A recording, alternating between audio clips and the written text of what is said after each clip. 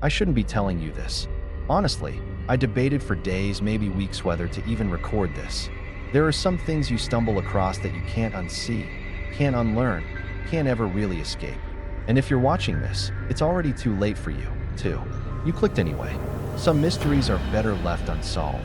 But here you are, drawn in by the same curiosity that nearly ruined me. It started as just another night, the kind where the world feels small and safe, and the only thing you're hunting for is a distraction. I was scrolling through old archives, half bored, half hoping for something interesting. You know the feeling when the glow of your screen is the only light in the room, and the silence is so thick you can hear your own heartbeat. I was looking for stories, urban legends, the kind of thing I usually share here. But what I found wasn't a story. It was a file. A single, unmarked folder buried deep in a directory that shouldn't have existed. No name, no date, just a string of numbers and a warning. Do not open. Of course, I opened it. You would have, too. That's how these things work, right? The forbidden fruit, the locked door, the itch you can't help but scratch. Inside were documents, photos, audio clips, evidence, I guess you'd call it. But evidence of what? I still can't say for sure. All I know is, the deeper I dug, the colder the room became, as if something was watching me from the shadows just beyond the screen. I know how this sounds. Paranoid, melodramatic, but I swear the air changed. My hands shook. I almost closed the folder and walked away, but something, curiosity, obsession, maybe something darker kept me going. And now, I can't keep it to myself. You deserve to know what I found, even if it means you'll never sleep quite the same again. Let me take you back to where it all began. Locals say the town isn't on any map. Not a real one, anyway.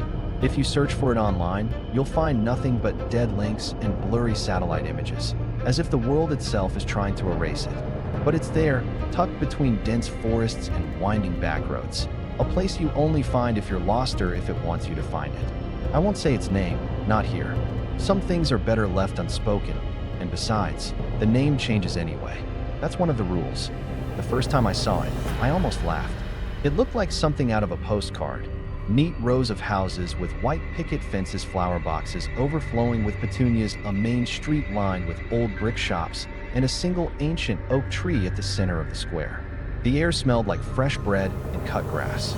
Children rode their bikes in lazy circles, and old men played chess on the benches, their laughter echoing in the afternoon sun. It was the kind of place you'd expect to see in a painting or maybe a dream. But dreams have a way of turning sour, don't they? The longer I stayed, the more I noticed the cracks beneath the surface.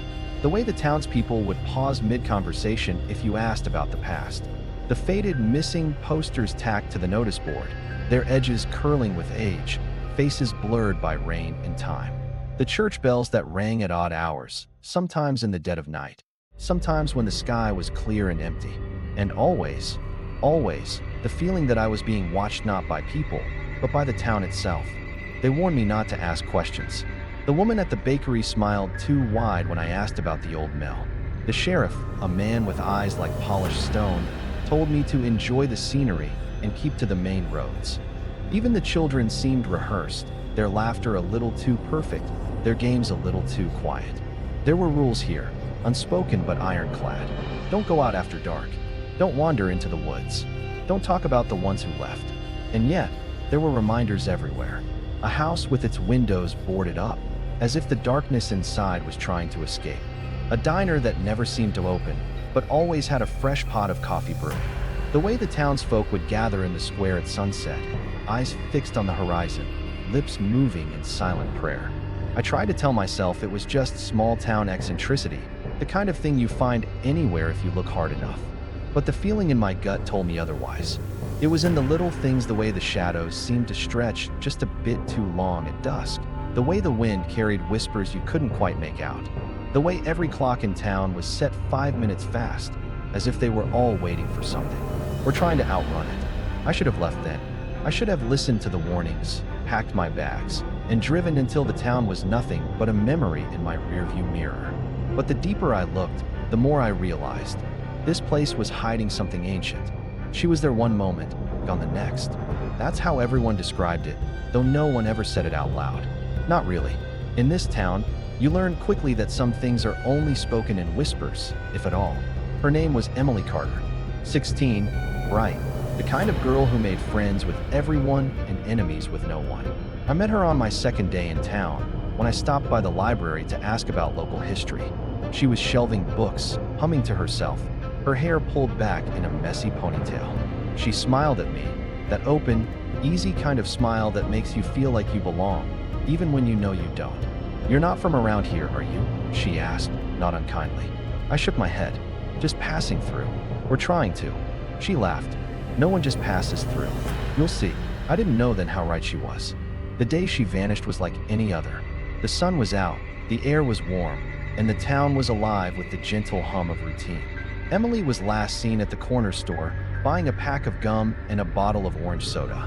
The cashier, Mrs. Hargrove, told me later that Emily had seemed distracted, glancing over her shoulder as if she expected someone to be there. "She looked scared," Mrs. Hargrove whispered, her hands trembling as she rang up my coffee. "But she smiled like always." She always smiled. After that, nothing. No one saw her leave the store. No one saw her walk home. Her bike was found leaning against the lamppost outside, the front wheel still spinning when they found it. The police searched the woods, the river, every abandoned building for miles. They found nothing. No footprints, no signs of struggle, not even a single strand of her hair. I tried to ask questions. I went to the school, the library, the diner where she sometimes worked weekends. Everywhere I went, doors closed just a little too quickly, conversations stopped just a little too soon. People looked through me, not at me. It was as if Emily had never existed at all. But I found her mother, sitting on the porch of their small, blue house at the edge of town. She looked up as I approached, her eyes red-rimmed and hollow. "Are you here about Emily?" she asked, her voice barely more than a breath. I nodded, unsure what to say.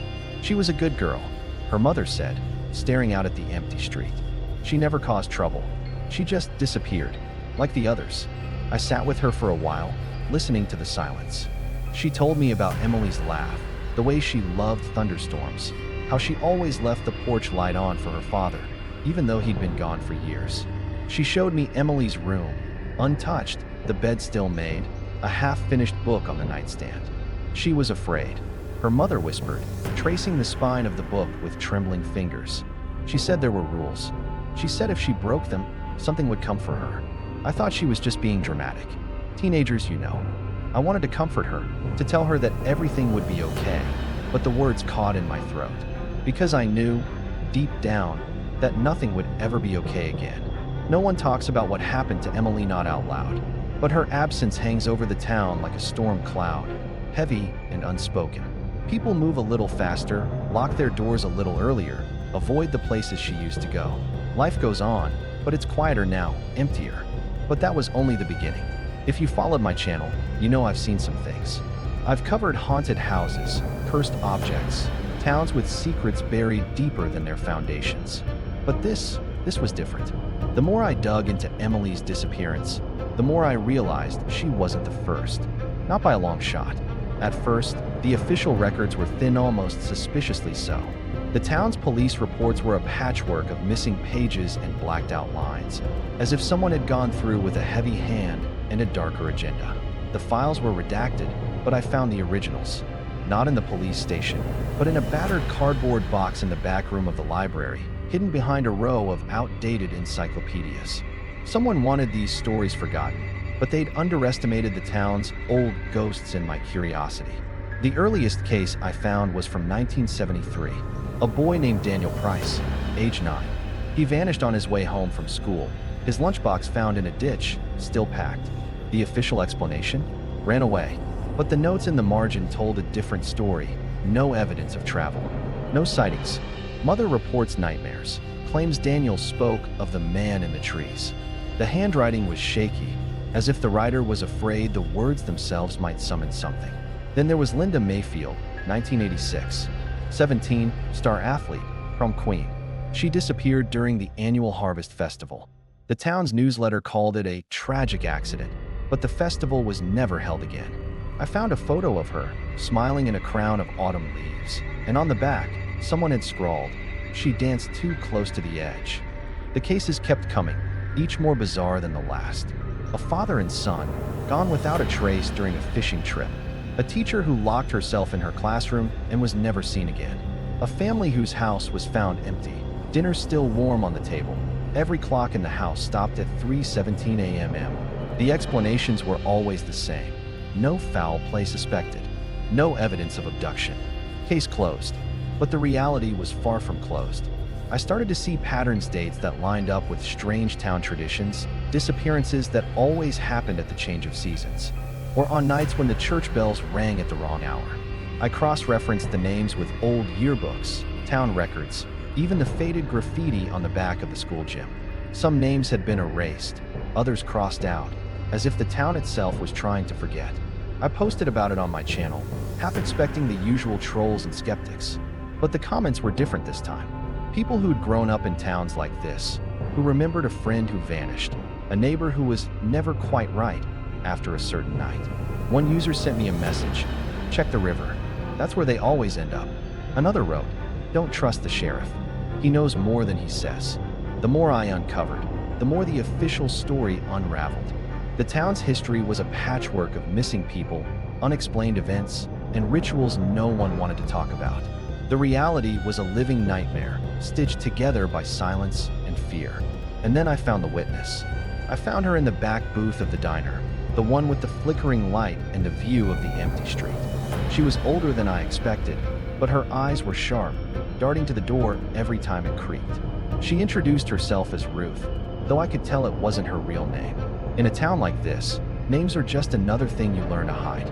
"They told me not to speak," she said, her voice barely above a whisper. "But I can't keep this secret anymore. Not after what I saw." I slid into the booth across from her, trying to look casual, but my heart was pounding. Outside, the sun was shining. Kids were playing hopscotch on the sidewalk, and the waitress was humming along to some oldies tune. But in that booth, the air felt heavy, like we were sitting at the bottom of a well. Ruth's hands shook as she wrapped them around her coffee mug. "You want to know about the disappearances, don't you?" she asked, not waiting for my answer. "Everyone does, sooner or later. But most people learn to stop asking."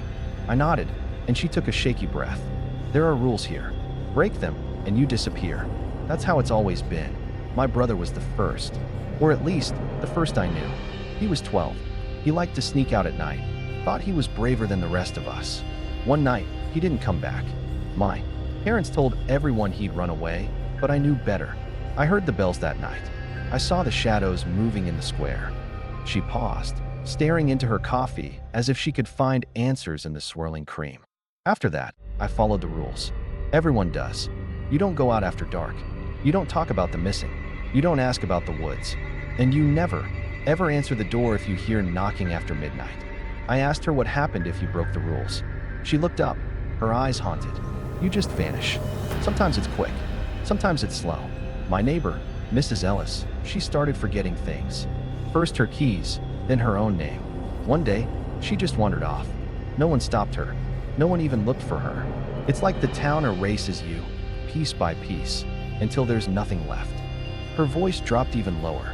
"But sometimes, it's not so clean. Sometimes, people come back, changed. My friend Sarah disappeared for 3 days. When she came back, she wouldn't speak. She just stared at the wall, rocking back and forth. Her parents moved away in the middle of the night. No one ever saw her again. I tried to press her for details, but she shook her head. You don't understand. It's not just people. The town itself, it's alive. It knows when you're afraid. It knows when you're thinking about leaving. That's when it gets inside your head. You start seeing things, shapes in the fog, faces in the windows, voices calling your name from the woods. You start to forget who you are, why you ever wanted to leave." She glanced around, her voice trembling. "They say the town protects itself. That's what the sheriff always says. But I think it's more than that. I think it feeds on us. On our fear, our secrets. That's why everyone pretends to be happy. That's why the festivals keep going, even when no one wants to celebrate. If you act like nothing's wrong, maybe it'll leave you alone. Maybe." I asked her why she stayed.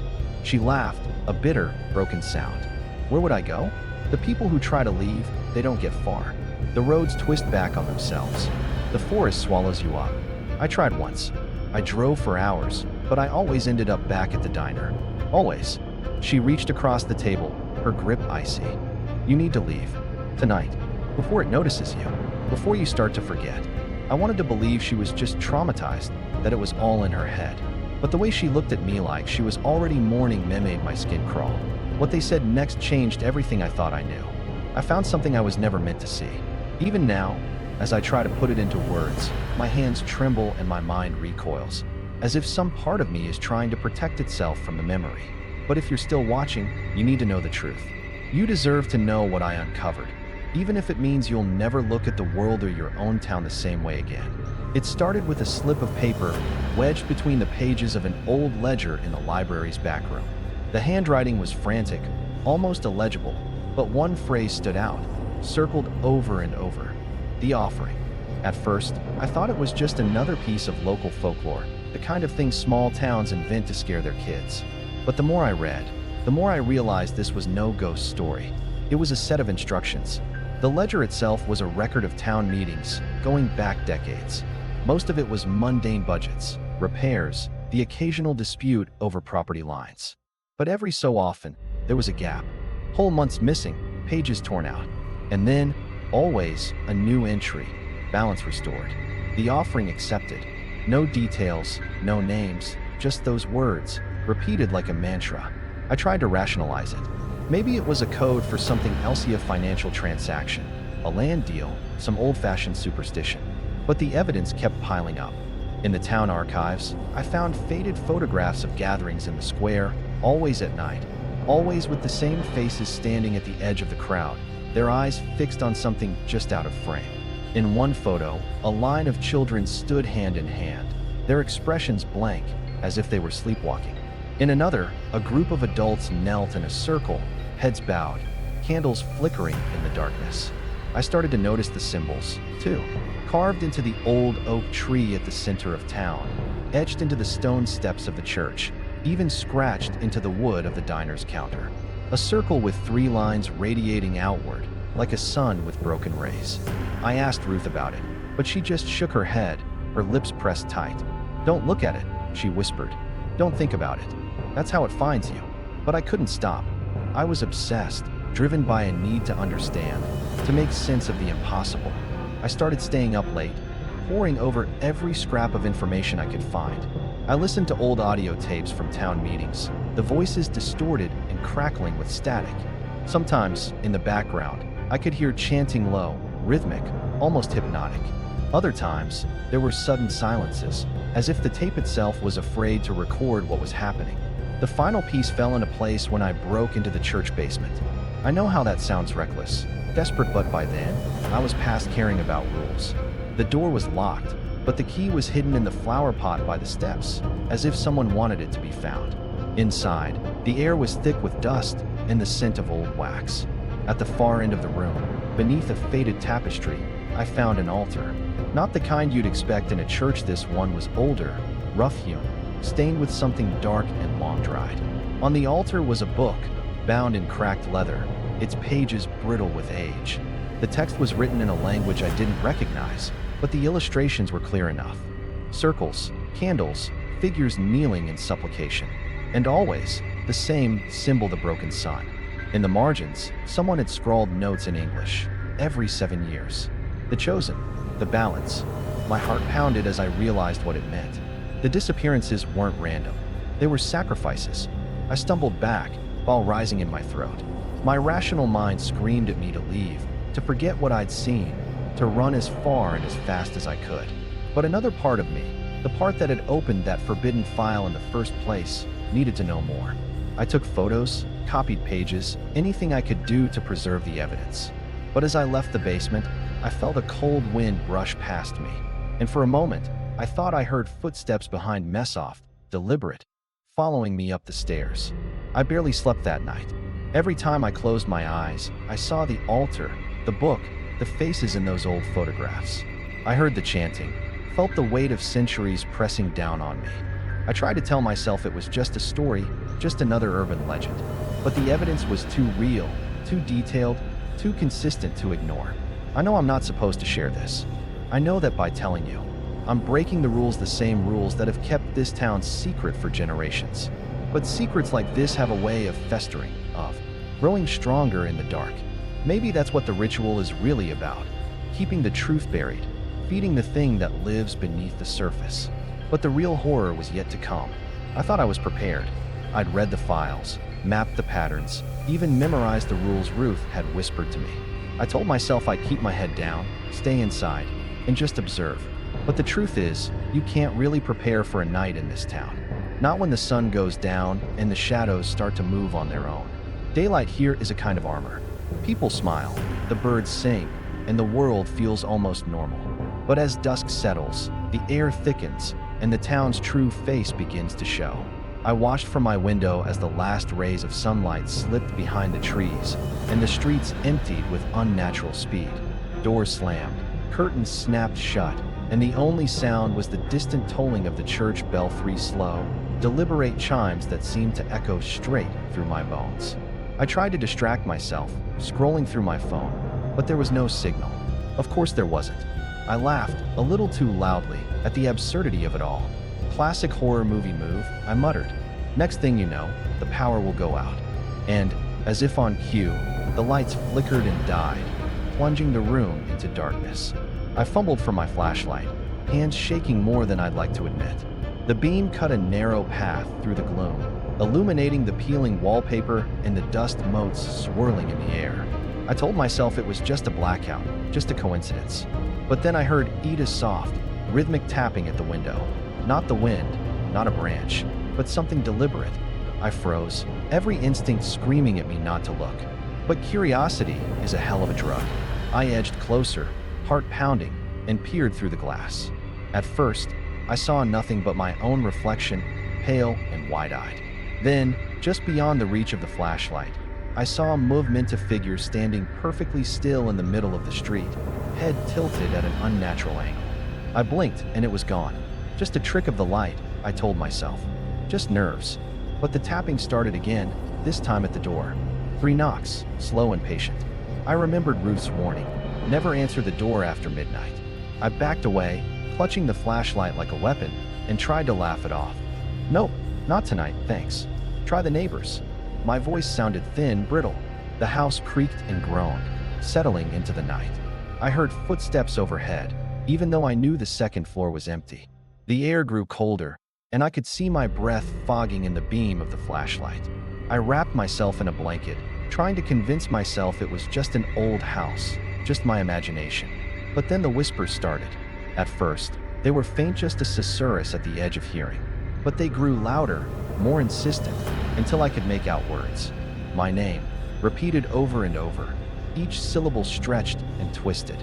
I clamped my hands over my ears, but the voices pressed in, filling the room, the house, my head.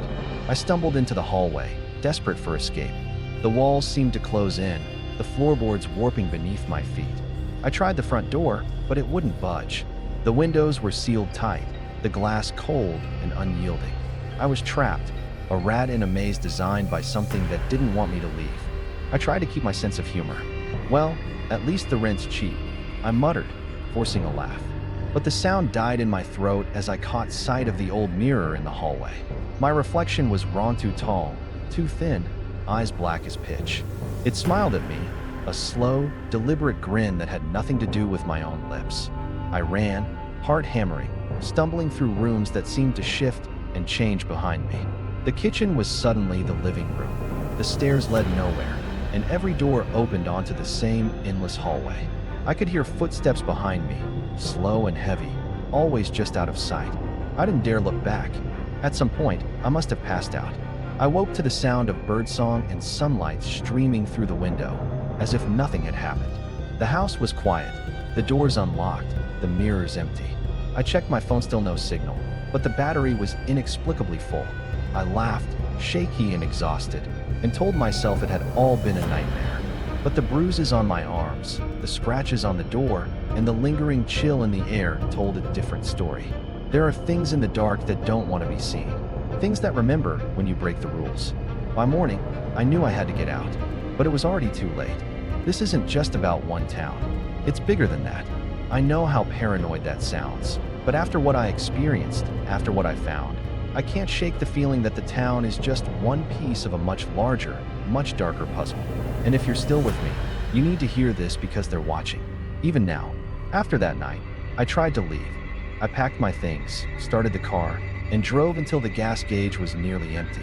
But every road twisted back on itself. Every sign pointed me in circles. I passed the same gas station 3 times, the same old man sweeping the same patch of sidewalk, never looking up. It was as if the town itself was folding in around me, refusing to let me go. I started to wonder if I'd ever really been outside its borders at all. Desperate, I turned to the files I'd collected, looking for anything I'd missed. That's when I noticed the pattern names, dates, symbols that matched up with other cases I'd covered on this channel.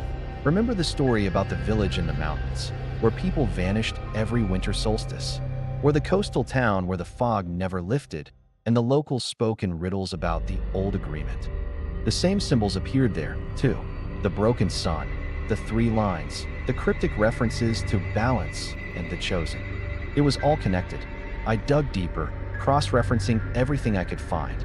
Newspaper clippings, government reports, even old forum posts from the early days of the internet. The more I searched, the more I found evidence of a network towns and villages scattered across the country, each with their own version of the ritual, each with their own disappearances, each with their own secrets. And always, the same pattern. The official story never matched the reality. I started to notice other things, too. Men in dark suits who showed up after every incident, asking questions but never answering any. Files that vanished from public records. Witnesses who recanted their stories or simply disappeared themselves. In one case, a journalist who'd gotten too close was found dead in his apartment. The cause of death listed as natural causes, though he was only 30. Fine. In another, a family who tried to go public with what they'd seen was relocated, their house bulldozed, their names erased from every database I could access. It was as if someone or something was working behind the scenes, keeping the truth buried. I even found a reference to a government agency I'd never heard of, buried in a declassified memo. Department of Anomalous Affairs. The memo was mostly blacked out, but one line stood out. Containment protocols must be maintained at all costs. Civilian exposure is unacceptable. The illusion of control is powerful. We like to think we're in charge of our own lives, that we can leave when we want, ask questions when we want, demand answers when we want. But the reality is, there are forces at work that don't care about our questions. Forces that have been here longer than any of us, that operate in the shadows, that feed on our ignorance and our fear. I started to wonder if even the townspeople knew the full truth. Maybe they were just as trapped as I was, playing their parts in a ritual they didn't fully understand, watched over by something they could never hope to control. Maybe the sheriff, the mayor, the smiling woman at the bakery, they were all just pawns, following orders handed down from somewhere far above their heads. And then there's the other possibility, the one that keeps me up at night. What if it isn't just people behind this? What if the thing at the heart of the ritual, the thing that demands the offerings, is something older, something inhuman? What if the towns, the organizations, the cover-ups, they were all just window dressing, a way to keep us from seeing what's really pulling the strings? I don't have all the answers. I'm not sure anyone does. But I know this. The more you look, the more you find. And the more you find, the more you realize how little control you really have. And that brings us to the final, most chilling piece of the puzzle. I don't have all the answers. Maybe you do. Maybe you've seen something like this before. Or maybe you've heard stories that never made the news. Stories that sound too strange to be true until you realize how much has been hidden, how much has been erased. I've spent sleepless nights piecing together fragments, chasing shadows, and every time I think I'm close to understanding, the truth slips away, just out of reach. There are still so many questions. Why do the disappearances always follow the same pattern? Who or what decides who gets chosen? Is it the town itself, some ancient force, or a network of people working in the dark? And what happens to those who vanish? Are they gone forever? Or do they become something else, something that watches from the other side of the glass? I keep coming back to the rules. Don't go out after dark. Don't talk about the missing. Don't answer the door after midnight. Who made these rules, and why do they work? Are they a warning or a bargain? And if the ritual is broken, what happens then? Does the town fall apart? Or does something even worse take its place? I want to believe there's a way out, a way to break the cycle. But every lead ends in silence. Every witness disappears. Every piece of evidence is swallowed by the town's hunger for secrets. The need for closure gnaws at me, But the reality is, some mysteries aren't meant to be solved. Some doors are better left unopened. So I'm asking you, what would you do if you found yourself in that town? Would you follow the rules, or would you risk everything to find the truth? Have you ever felt that sense of being watched, of something lurking just beyond the edge of your vision? If you have, I want to hear your story. Leave a comment, share your theories, tell me what you think is really happening here. Maybe together, we can piece together what's been hidden for so long. I know this isn't the ending you wanted. It's not the ending I wanted, either. But sometimes, the scariest thing isn't what we know, it's what we can never know. The unanswered questions, the empty spaces, the feeling that the story isn't over, not really. Maybe it never will be. But before you go, there's one last thing you need to know. If you're still here, it's already started. That's the thing about stories like this, they don't just end when the video stops or the screen goes dark. They linger, curling into the corners of your mind, waiting for the right moment to whisper your name. You think you're safe, sitting there in the glow of your phone or your laptop. But the truth is, the line between here and there is thinner than you think. Maybe you felt a chill on the back of your neck, a flicker in the corner of your eye, the sudden urge to check that your doors are locked. Maybe you'll start to notice the little things. Clocks running fast, shadows stretching just a bit too long, a face in the window that shouldn't be there. That's how it begins. That's how it spreads. I used to believe that the curse was tied to the town, that you had to be there to be in danger. But now I'm not so sure. Maybe it's the story itself that carries the weight, the ritual of listening, of watching, of letting the mystery in. Maybe by hearing it, you've become part of another thread in the web, another name in the ledger. So, don't look behind you. Don't answer the door if you hear knocking after midnight. And if you start to forget things, little things, like where you left your keys, or big things, like why you ever started watching this channel, remember the rules. Remember the warnings. And remember, you're not alone. There are more stories, more talents, more secrets waiting in the dark. I'll be here, searching, sharing what I find if I can. Until next time, if there is a next time.